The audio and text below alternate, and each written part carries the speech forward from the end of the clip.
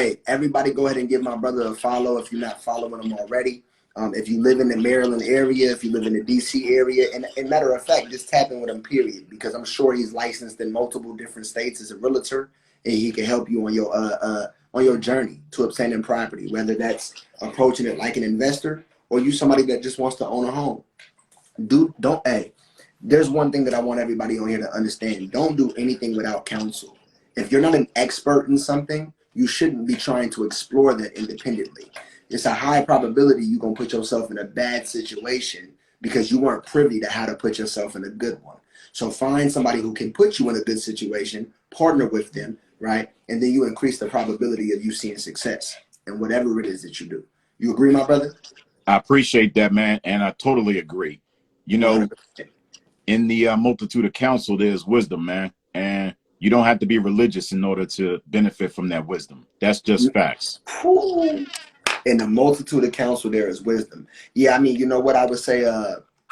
Unfortunately, man, people have become so self-centered and prideful, right? That they want to make mistakes on their own, which is okay, right? But those mistakes can be costly, and For sure. It's a mistake that could have been avoided just by seeking out counsel. Let me ask you a question because I don't want to take up the floor. How do you, right now in today's day and age, right, where we're at economically speaking, you being a realtor, I know you posted earlier in the comment section, you said you're a proponent of home ownership, right? But somebody's essentially personal financial situation is going to determine how you advise them, right? So let me ask you, coming straight out the gate, for somebody that doesn't own a home right now, would you recommend going the route of multifamily or single family? So that's a great question, and I'm glad you asked it because I don't think that the average consumer even considers multifamily as a purchase option. Their first thought is a single family home, whether that's a single family detached or a single family townhouse. But they're thinking where I want to live as a principal residence for myself and my family. The fact that you asked the question already tells me you're already financially savvy. And I know that because just what you do and how you do it, you know what I'm saying? Right. It's a new concept for an average buyer to even consider. Maybe I should leverage the residential financing, which allows you to purchase up to 4 units, live in one, and then lease out the other 3 if it was a quad. You could do the same thing for a triplex. You could do the same thing for a duplex. You know what I'm saying? And even if you did want to purchase a single family home of your own, being able to strategically identify the appropriate property so you can do what's called house hacking, whether that's you living in the basement with a walkout and renting out the top levels, or you living in the top levels and renting out the basement. But the idea is to not just purchase the real estate as a principal residence, which really is just an expense, but to purchase it and be strategic enough to position yourself so that you can generate some cash flow that either pays the mortgage entirely or it offsets the expense proportionately. Absolutely. And I want to add to that real quick, right? Because for everybody that follows me that isn't familiar with what it is that I do, Thrive Wealth Solutions, which is the firm that I'm a part of, came up with a proprietary design. So it's exclusive to us. You're not going to find it anywhere else. And essentially what that is, right, is let's say you are somebody that buys a home as a principal residence. Let's say you're already that person. You bought a home as a principal residence. You weren't familiar with concepts like house hacking. You weren't familiar with how to leverage debt, right? Maybe strategically buy a property, right, under retail so you can go into it with equity and then use that equity to make other investments. Let's say that's not you. Let's say you just have a mortgage already. You can actually utilize a specially designed insurance policy to convert your mortgage payment, which is an expense, into an income producing asset. So now, even though you are in that resident, it's a principal resident, you're not necessarily generating any cash flow off of the real estate itself, you're flowing your mortgage payment in and out of an insurance policy to be able to capture interest, right, in the stock market without risking any loss of your money. And so I'll post a YouTube video as well on my page, but we have a client here in Texas, and we utilize them as an example in the presentation. Their mortgage payment is $2,400 every month. The projected interest over the life of that loan was $241,000 on top of the financed amount, right? But by flowing that mortgage payment in and out for that 30-year duration, never making an additional principal payment, not one time, just using their mortgage payment, right, to pay an insurance premium and then borrowing against it because you're collateralizing your money, kind of like a secured credit card, right? They earned roughly $1.4 million of tax-free income. So when you think about that offset, they might have paid $241 in interest, right, $250K, but they earned $1.4 million, meaning their positive spread is a $1.2 million profit, right? So now you took a mortgage, which is a liability, and turned it into an asset, an income-producing asset. If you don't have a life insurance policy that's designed for banking and cash flow management, you have the wrong life insurance policy. I'm sorry to say. I'm not. Hey D, let's talk about that a little bit. Yeah. Okay, so there's two things that I think it would be beneficial for you to explain to those who are listening to you, because not everybody's at the same level of understanding financially, right? Right. So the first thing I think is important is understanding life insurance as a concept that goes beyond just burial expenses. Yes. A lot of people, when they think of a life insurance policy, they think of it in terms of this is what you purchase so that you can pay for final expenses.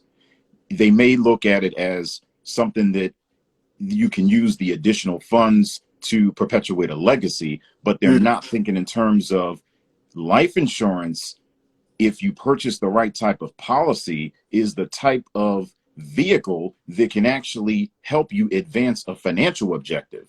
So that's one thing I think that it would be helpful for you to talk a little bit more about. And the other thing I wanted to throw out there too, Deontay, was this. The rich often use debt and they finance, but the difference is that they're doing it not because they have to, but because they choose to.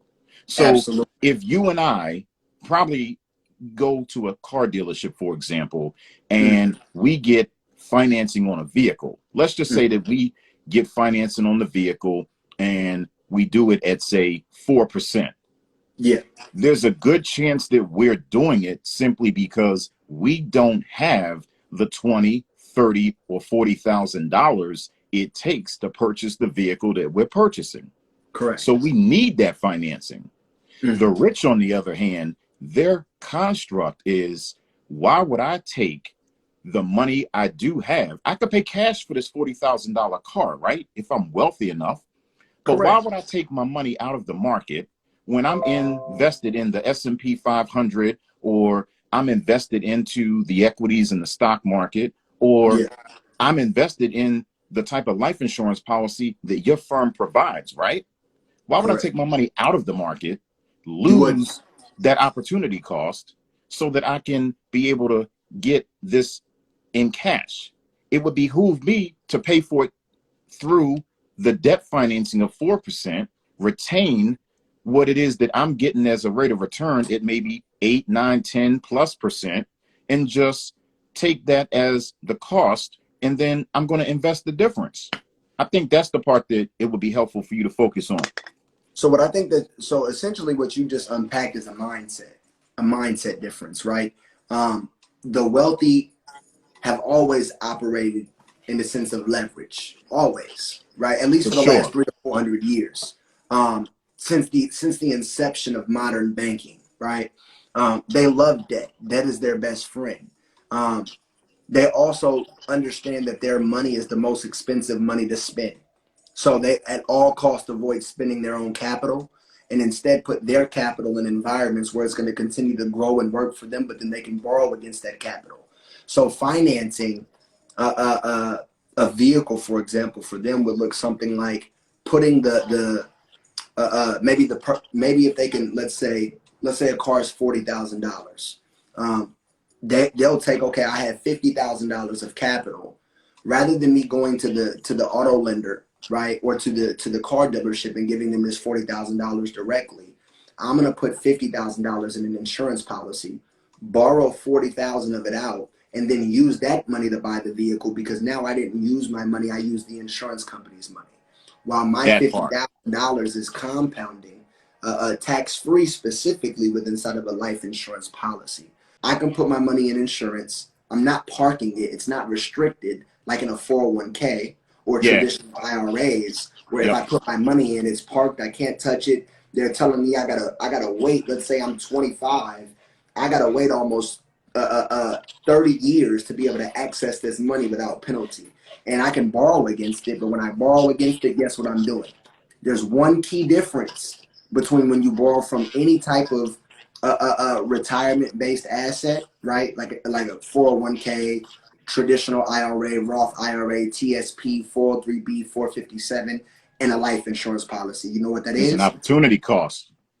Absolutely, right? Because when you borrow money from those environments that I just named, you're depleting the cash that exists within those environments. When you put money in insurance policies and then you borrow against it, your principal is never being reduced. It's never being deducted, right? The insurance company, every insurance company, what if I didn't need the premium and wanted high cash value? Uh, uh, Not really understanding the verbiage of the question, but in all insurance policies, you need a premium.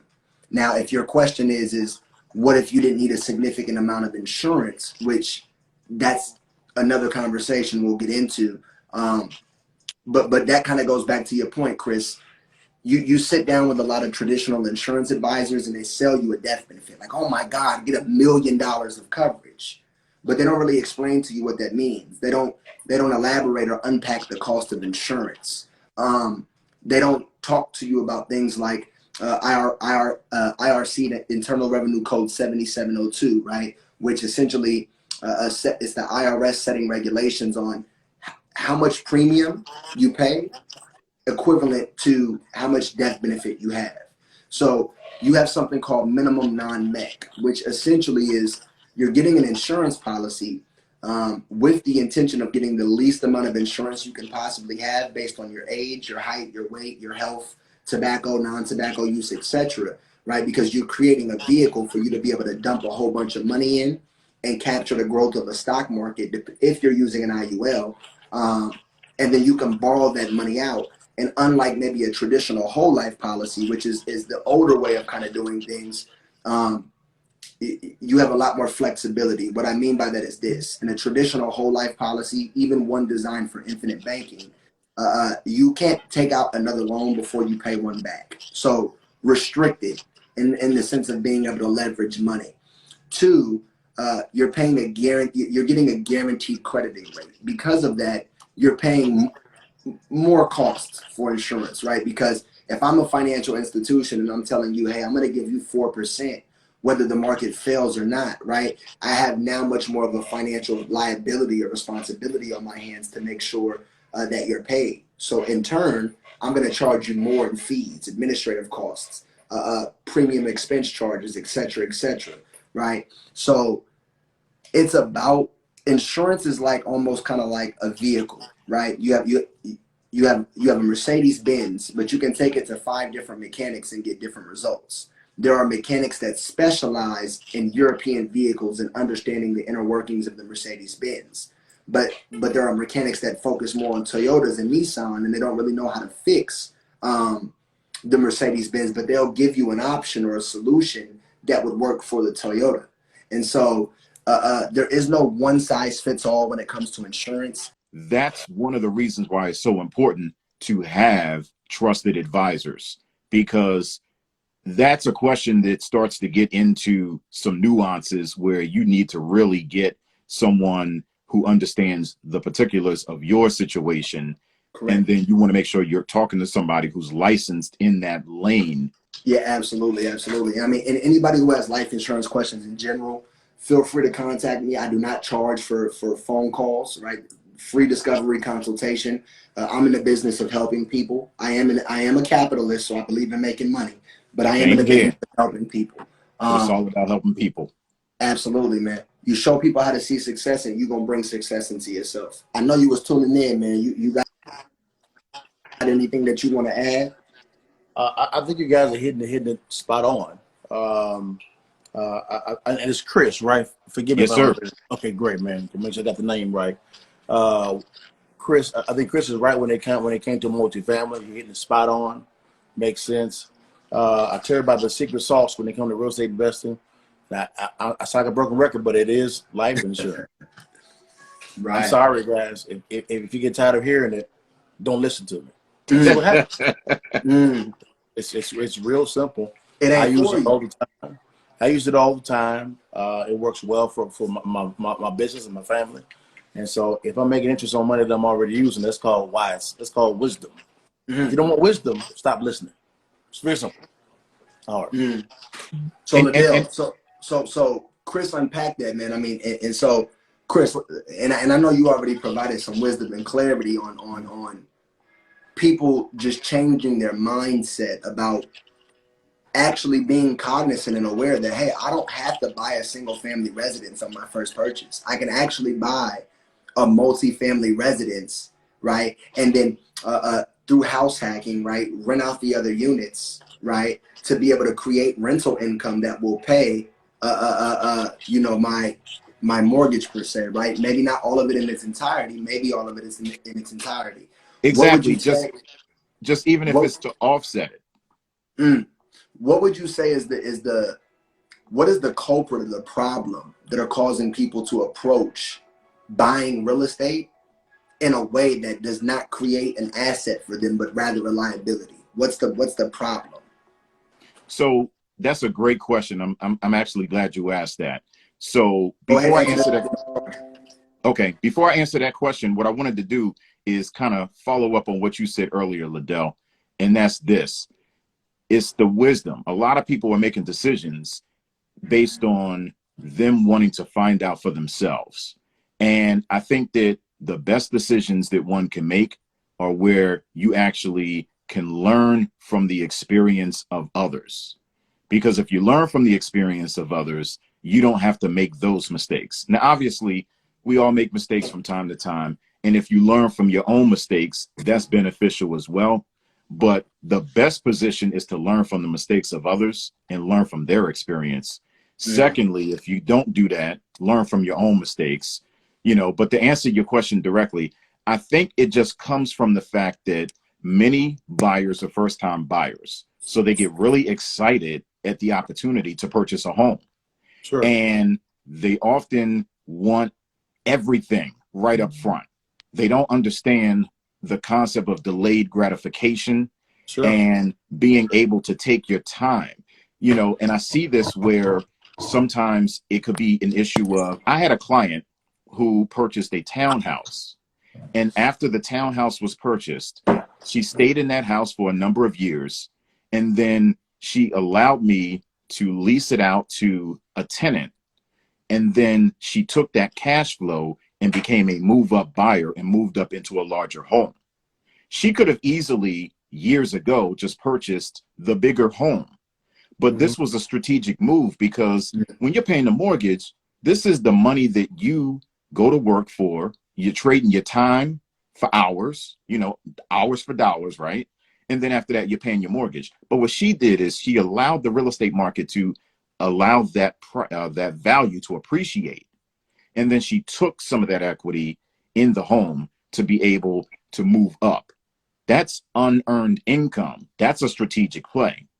So I think what it is, honestly, is that often people just want what they want. They want it right up front. And it's difficult for some people to just delay that gratification and put in a plan that allows them to get what you want, but do so over time, and do so using other people's money, leveraged assets, so that you don't have to always use the earned income that you're spending 40, 50, 60 hours a week in order to, you know, to earn. I think that's an excellent point, Liddell. I want you to touch that. I think one key word that I extracted from that, matter of fact, two: plan and delayed gratification. Right? Yes, sir. I think consumerism has become such a problem, right? Sure. Of that's hindering people's ability to build wealth because they want to keep up with the Joneses. They want to, oh, my house got to look like the person's house next to me, right? Even though if me doing that puts me in not necessarily a financially crippled situation, but it hinders or reduces my ability to build wealth. So rather than saying, you know what, let me wait 5 years on that house, or let me wait, that's even a long time, but I'm just for the sake of the example, right? Let me wait 2 years. Let me buy this home, allow the equity to appreciate, take a loan out from the equity, then go buy the home that I want to live in, move out of that house into the home that I want to stay in, and allow that house to pay rent on my, or that allow that rent to pay a significant portion of my mortgage. So that's delayed gratification, right? And then a plan. You won't even approach buying real estate, or for that matter, making any investment, right? Strategically like that if you haven't sat down and game plan with somebody who can help you navigate those waters. But I'll fall back. Liddell, what you got to say? Well, I was going to say, business is a team sport, and those that actually have the best team normally win. Mm-hmm. And what happens is when you Yeah. actually have a team, that's when that wise counsel comes in, because real estate is a high skill level industry. Those that actually have the high intellect, IQ, and skill level will win. And typically you have a lot of novice investors go into real estate without having any type of knowledge or understanding, thinking that they can actually come in into a shark infested waters and not get eaten. That doesn't make any sense at all, because of the fact that you're dealing with high intellect individuals. And guys, I'm talking about high intellectual individuals. That's the reasoning why I do my real estate lives on Fridays, is I'm trying to give you the tools to be able to understand how to navigate these waters. So business is a team sport. You need to have a good realtor, a good lender, a good real estate friendly lender, a good attorney. What's your power team? I call it my power team. You have a power team. If you don't know what that is, you don't know what you're doing at all. So it's about your team. Big facts. Definitely agree with that. It is definitely the team. It is definitely the team. And not every mortgage lender is the same. So Yes. that's another thing. Like, you know, you got different types of mortgage lenders. And when I say mortgage lender, I just want to level set the conversation. I'm talking about the actual institution. Yeah, So unpack yeah. that. So you got mortgage lenders such as Navy Fed, Bank of America, Quicken Loans, First Home Mortgage. These are the entities. Not every lender is the same, because every lender has a different appetite for risk, and that will affect the interest rate that they assign to you based on your financial credit profile. But then in addition to that, let's say that you've identified a suitable lender, the institution. Not every loan officer is the same. No. You've got more talented or less competent loan officers within the same institution. I specifically remember a time where I had a loan officer tell me my buyer client was not able to purchase a particular home. And when you deliver news like that, you have to contextualize that so that the buyer understands that what the loan officer was really saying was that our institution does not have an appetite for this particular profile. Not that the buyer was not qualified, because the qualifications go by national and federal guidelines. Say that. I took her to another lending institution and was able to get her approved, and she bought the house. You know, Let me speak to that real quick. So I have my mortgage license as well. So I am a loan originator. I'm not actively doing it right now. But when I was doing it, I was actually working for one of the not one of the institutions you just named, but a mortgage lender directly. So they're not a bank, right? They're not a depository institution like Chase, Wells Fargo, Bank of America, which are going to have different guidelines and a different appetite, like you said, than maybe somebody like a Mr. Cooper, a New American Funding, Quicken Loans, right? Because Those are not banking institutions, They're not. right? And so the abundance of programs that may be available to you can be limited or more abundant depending on what institution you choose. But I was specifically a refinance officer, so that's all Okay. I did. And man, it was just sad. I mean, guys, I was taking, maybe 8 to 12 calls a day, and I would just encounter so many situations where people had been predatorily preyed upon when obtaining that first mortgage, right? Uh, uh, because of their ignorance, which is why wealth literacy is so important. Because when you understand the ins and outs of a mortgage, right? When you understand what different things impact the type of interest rates that you qualify for, every mortgage lender does not have the same rate table, right? Some lending institutions will be more favorable, right, to maybe lower quality or lower profile borrowers, right, because they have programs catered to people in that predicament. And so what can happen is, uh, uh, to Chris's point, all mortgage loan officers are not built the same. It's one thing to get a license. It's another thing to study your industry and become an expert in that industry and operate with intentionality in the sense of helping people, right? A lot of times, a mortgage loan officer, to be clear, or at least in my experience, right? I know it's a little bit different for a broker, Sure. but if you work for a lending institution directly as an LO, uh, they don't make more or less depending on what interest rate you get, right? But brokers, however, that's a little bit of a different scenario. So, Sure. so you got to understand too, when working with a broker versus working with a LO that works directly for the lending institution itself, because that broker usually they have a little bit more freedom and flexibility. They work with wholesale mortgage institutions like United Wholesale, right? So they may be able to shop your profile and get you a lower mortgage rate than an LO who works and is restricted to the programs available within that lender that they work for. Yeah. Um, And I said this here. He's what DeAndre, he's actually giving you what's going on behind the scenes at mortgage brokering companies like that as well, like the Quicken Loans and like he was saying before, Mr. Cooper's. He's giving you the behind the scenes. mm-hmm, But let's bring it to the front here. If you're buying properties in your name, you are an idiot. You don't know what you're doing at all.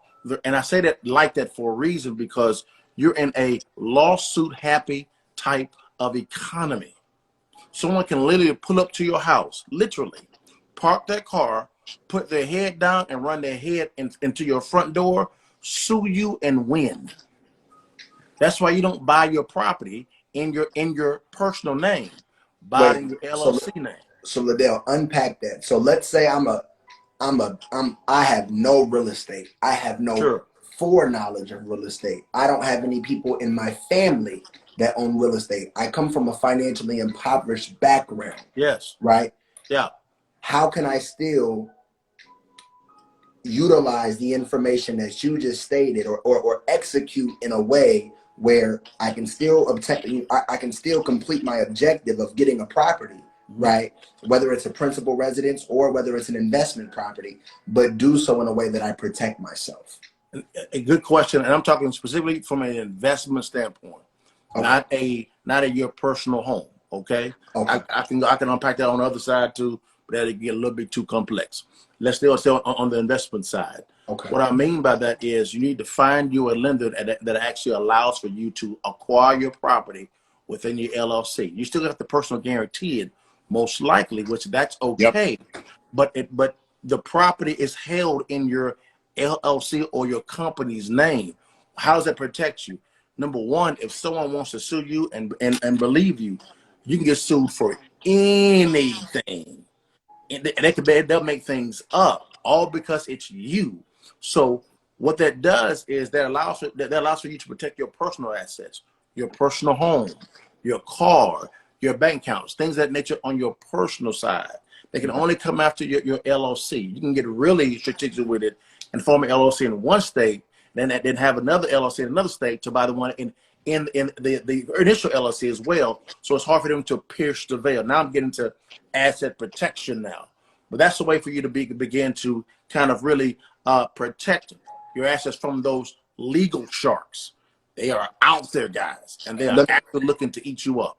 So I'm gonna dig deeper on that, right? Because I think this is, and we giving out free game right now, guys. I want you guys to understand that there are people charging hundreds, thousands of dollars for this information I that we're paid giving for you this guys. myself. I can say this now. What I'm telling you now, I literally had to write a check for it. Oh yeah, and I And think pay for everybody here on the screen had to pay for all of the information that we have, right? That is correct. Pay a lot for coaching, absolutely. Heck yeah. Absolutely, right? So let me ask you this: if I know nothing about what you're talking about, and you say something like a personal guarantee, unpack that. Am I going to the mortgage lender directly and buying the property under my name? Am I buying it under the LLC's name? Under Do the all mortgage lenders allow for that to happen? And I want to hear both of you guys on that. I'll go first, Chris, and you can back up after that if you don't mind. Absolutely, go ahead. I would say as a lender, I'm also a real estate lender as well. I lend out money for people to acquire. So this is not nothing on theory. We do this every day. Absolutely. When it comes to on the LLC side, okay, a personal guarantee is basically you're saying, hey, Mr. Lender, I would have bought this under my LLC or company. I'm willing to personal guarantee. In other words, you can pull my credit, things like that. It's not a problem, just to make sure that if all else fails, I'm good for it. That's it. Now, the loan will be written under your LLC, but you will sign a personal guarantee saying, hey, I'll guarantee it as well personally. It won't show up at all on your personal credit at all. It's just there to say, hey, there's a live person behind this loan that's a member of the LLC who has a pretty good credit profile. Now, for us, we don't pull any credit at all. Period. The deal drives the numbers. So that's why we think it's wise to come alongside as wise counsel to the real estate investor and say, hey, structure it this way because this will allow us to be able to give you more money for the property. If we structure property, you can even bring home cash at the close when you buy it. Right. So go ahead, Chris. First off, if anybody's interested in doing that, I would strongly suggest that they tap in with Liddell because he just told you right up front, this is what he does. So you got a point of contact right there. Now, I'm going to emphasize why that's important for a couple of reasons. Number one, there are a lot of nuances to what you just discussed. Generally speaking, when somebody comes to me, I tell them, talk to me first as your real estate agent, because if you go to the lender, and I get it, there are some people who are really thinking that they're doing a financially savvy thing to go to the lender first. And then once they have their quote pre-approval, if they're going to finance the purchase, they come to the real estate agent. But my philosophy is you come to me first as a real estate agent so that I can give you some general expectations, and then I can put you on a path because I'm going to connect you with the lender and the loan officer that's going to be conducive for what it is that you're trying to accomplish. There's two things that came to mind when Liddell was speaking about the personal guarantee and acquiring property in the name of an LLC. So the first thing is there are some lenders who are going to give you an option to use residential financing, personal purchase, meaning they're going to look at your personal credit, your individual credit, and they will allow you to take title to the property through an LLC, but it's going to require that you are on the hook for the mortgage. So essentially what I'm saying is you are getting your social security number checked for your personal credit, but what they're doing is they're allowing you to take title to the property through the LLC. That's a different scenario from them allowing you to form an LLC. That LLC has a separate employer identification number. That's right. And then they're checking the credit of the LLC to fund the purchase. And if the 1 minute warning, LLC's guys. I'm coming right back. Go ahead. Oh, okay, okay. And if the LLC's credit is insufficient for them to fund the loan, then allowing you the option to be a PG, personal guarantee, where it's still in the business's name. It's still a business liability that does not show up on your individual credit report, but you're just being required to be the personal guarantee just in case. So Beautifully those are stated. two different options. And then for those who maybe you don't have an interest in purchasing as an 20 seconds. investor, but you're interested in purchasing your principal residence, there is also an option for you to take title to the property in a trust. And there are various trust options that are available to you as well, because you can have a revocable That's trust. when you come to me. And exactly.